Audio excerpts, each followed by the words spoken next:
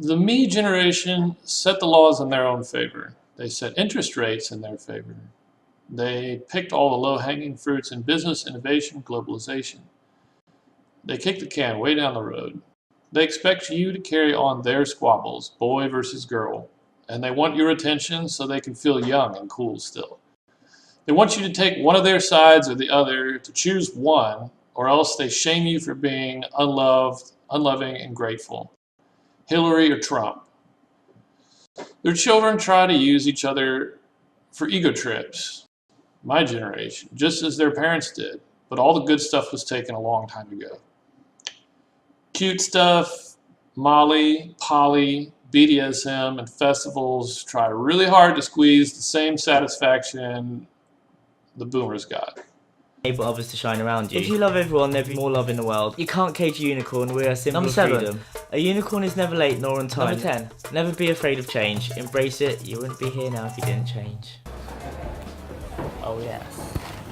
Yes, unions. In my experience of polyamorous people, and I know many polyamorous people, they tend to be slightly broken, unable to form really close, strong bonds with people. But the ride ends so quickly for us, and it's a non-starter to try to use parents that are accustomed to using, leaving a loneliness chasing love through vanity that hollows you out.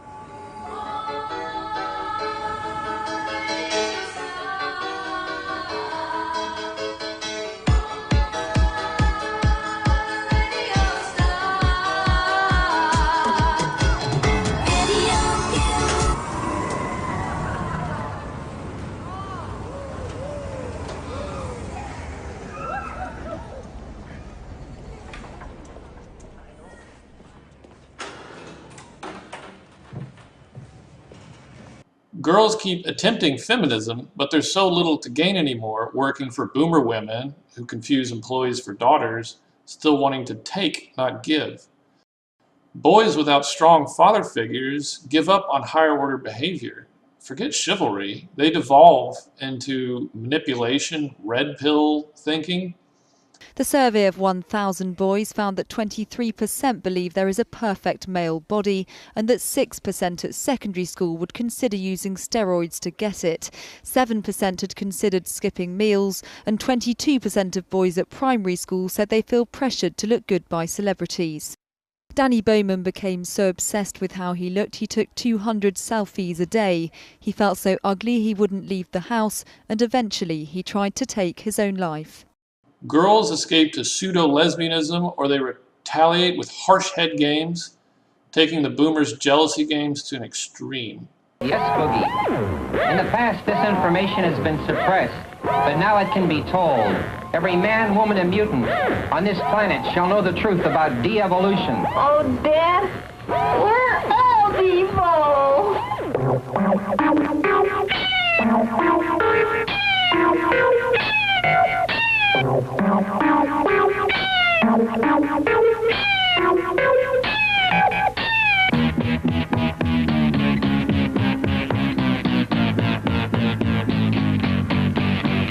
We're all escapists now, using each other to escape bad feelings like self-sacrifice and responsibility. We're hungry for love and prepackaged emotion. We're afraid of looking uncool or stupid. This behavioral trend is a disaster. Never? No. Ever? No. You never want to get married? Nope. Never want kids? Not a chance. Ever? Never. Is that so bizarre? Yes. Yes, it is. I just don't see the value in it. All right, sell it to me. What? Sell me marriage. Okay, how about love? Okay. Stability? Just somebody you can count on? How many stable marriages do you know? Somebody to talk to? Someone to spend your life with? I'm surrounded by people to talk to. I doubt that's going to change. How about just not dying alone? Starting when I was 12, we moved each one of my grandparents into a nursing facility. My parents went the same way. Make no mistake, we all die alone. Now, those cult members in San Diego with the Kool-Aid and the sneakers, they didn't die alone. I'm just saying there are options.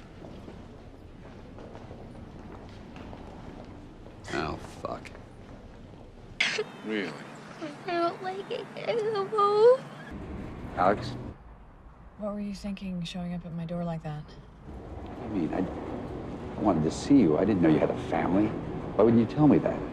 Look, I'm sorry I ruined your evening, but I mean, you could have seriously screwed things up for me. That's my family. That's my real life. I thought I was a part of your real life. I thought we signed up for the same thing. Try and help me understand exactly what it is that you signed up for. I thought our relationship was perfectly clear. I mean, you are an escape. You're a break from our normal lives. You're a parenthesis. In response to all these changes, boomers turn inward and they cynically disown the youth. They label us and they retreat to the good feelings of nostalgia for their own youth. If something is clearly bad and enough people call them out on it, they are quick to align themselves with the new side that's good, which means you can never find an adult who will take responsibility or own up to their life choices. This is because they have little or no convictions. The baby boomers never fully internalized the lessons of their parents and grandparents because they never had to. Their parents and grandparents did such a great job at peace and prosperity in the United States that their children could spend their formative years, their habit-forming years, and many years beyond that with only a fraction of the pain and responsibility those surviving the Great Depression and the World Wars had confronted and grown through. The boomers honor their parents by turning their stories into dead monuments and nostalgia. They planted the torch instead of carrying it and passing it on. Whereas their own parents held their tongues about the horrors of the war and the miseries of the Depression to spare them the hard truth, and whereas their parents taught them the valuable lessons and passed on their wealth, baby boomers are happy to latch on to the young and tell us how great things were: music, drugs, everyday life, with the competitive intent of one-upping youths as if to prove they themselves are still the youth. Some people think they've moved beyond the baby boomers, that they've already evolved past all this, and that the baby boomers are already not so relevant. Not so fast. The most grotesque thing that the baby boomers have accomplished, and their short-sighted shirking of cares, we haven't witnessed just yet. They've thrown their own kind under the bus.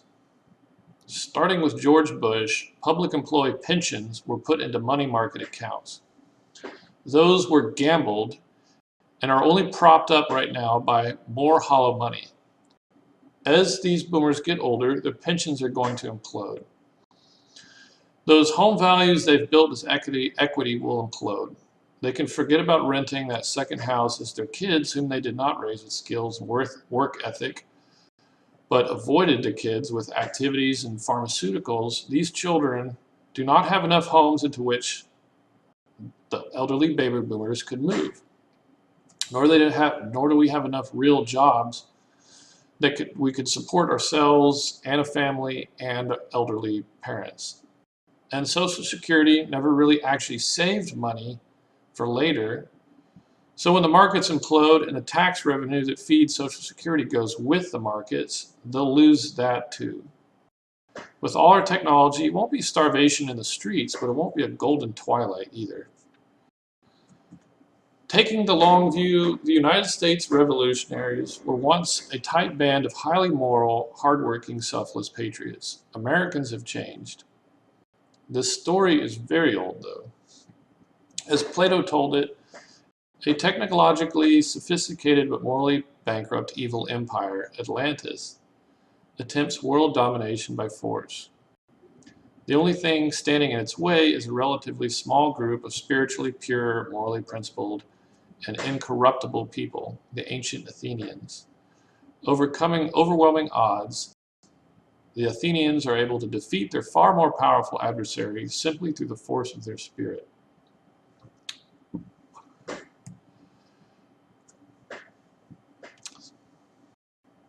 But, on the other hand, life is so much easier if you just indulge them.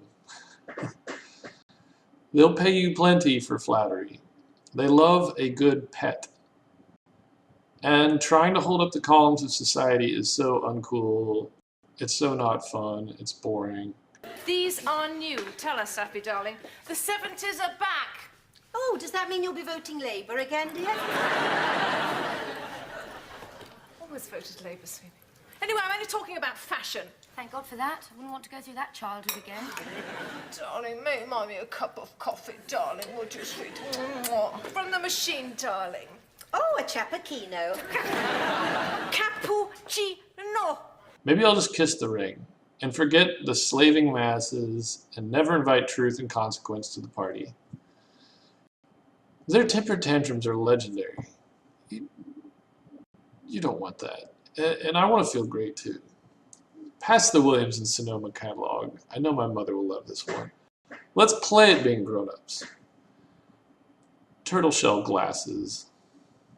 Vintage cars. And their music is so good.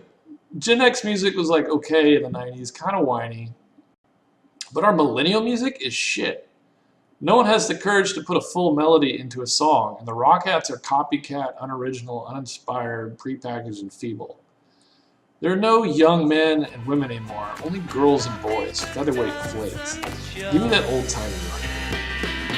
Baby, you're a rich man. Baby, you're a rich man.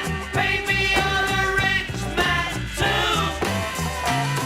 too. Great gardens for everyone. Move in with dad, move in with mom. They love to complain about it to their friends.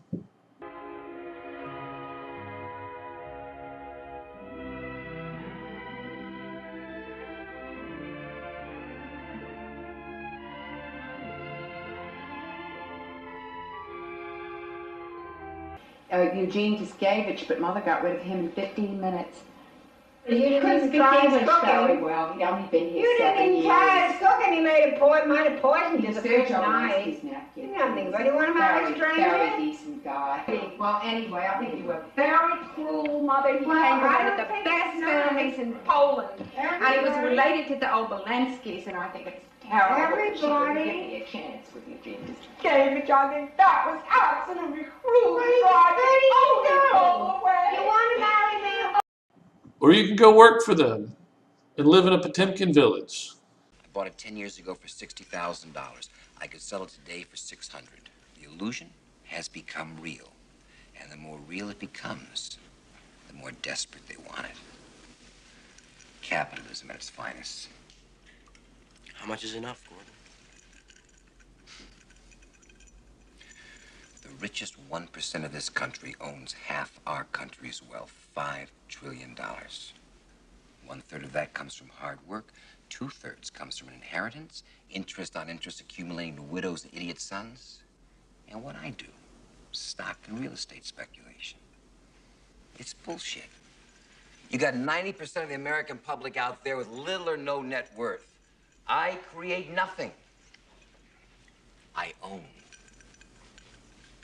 We make the rules, pal. The news, war, peace, famine, upheaval, the price of a paper clip. We pick that rabbit out of the hat while everybody sits out there wondering how the hell we did it. Now, you're not naive enough to think we're living in a democracy, are you, buddy? It's the free market. And you're part of it. Yeah. You got that killer instinct. Stick around, pal. I still got a lot to teach you. Obviously.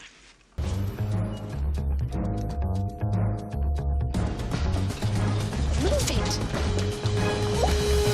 I don't understand why it's so difficult to confirm an appointment. No, I'm so sorry, Miranda. I actually did confirm Details last of night. your incompetence do not interest me. Tell Simone I'm not going to prove that girl that she sent me for the Brazilian layout. I asked for clean, athletic, smiling. She sent me dirty, tired, and paunchy. And RSVP, yes, the Michael Kors party. I want the driver to drop me off at 9:30 and pick me up at 9:45 sharp. And when the zombies come, at least I'll be comfortable.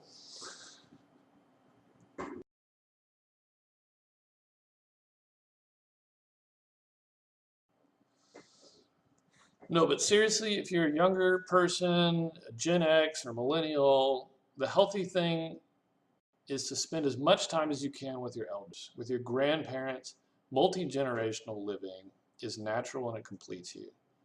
And the antidote to selfishness that you might see in your parents is not to selfishly complain about what your parents and their generation are doing for you. We'll just have to grow up through them, surpass them in maturity. And once you get some elevation over them, their flaws won't be as obstructive, and you can go back to loving them and yourself. A person in the wrong, if they are wrong, can't stop a person in the right who keeps it coming. And who knows, maybe several of them will actually change a little before they are gone. And you might realize some of the stuff you're blaming on them is really, that's really entirely your own immaturity, and that it was never really their fault. So, that's me on the baby boomers. What's been the root cause of my depression of late has been my journey. Like, I'm having to do really weird shit. Like, I didn't ever want to give up booze. I didn't ever want to be a unicorn or become a Jedi unicorn. I just wanted to have a good time all the time. But sadly, that's almost led me to dying twice and ended up in hospital quite a few times. The life I've chosen isn't the one I've ever wanted. Like, it's just fucking lonely doing this.